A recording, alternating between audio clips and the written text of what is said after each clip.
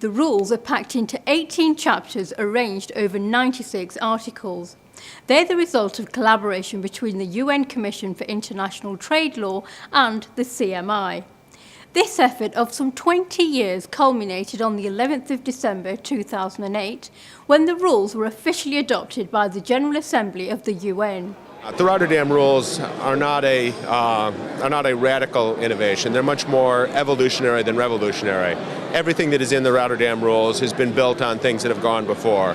There will be much that's very familiar to those who have been accustomed to the Hague and Hague-Visby rules. There's much that will be very familiar to those who are part of the Hamburg rules. Even the new innovations have their origins in prior law. So there's nothing really revolutionary here. I don't think that will create problems for business in that regard. So without further ado, it is with great pleasure to introduce to you one of the founding fathers of the Rotterdam Rules, Professor Gert-Jan van der Ziel.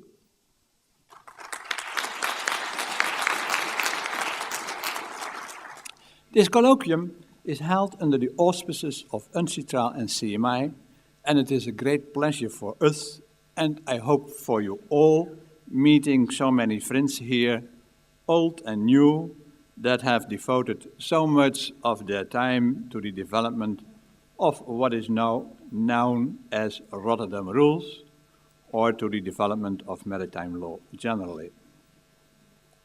In this connection, I wish to mention one of them by name, and that is Professor Francesco Berlingeri. At that time, I was still the president of the CMI, and I realized slowly, bit by bit, that the Hague-Visby rules were obsolete.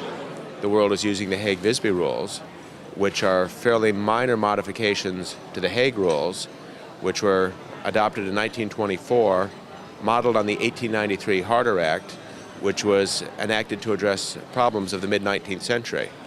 So we're here in the beginning of the 21st century trying to govern maritime commerce with a largely 19th century regime. There are a number of international conventions currently governing carriage of goods by sea. The Hague Rules introduced in 1924, the Hague-Visby Rules of 1968, the Hamburg Rules 1978, and a combination of these. So why another set of rules? Surely this will make life even more complex.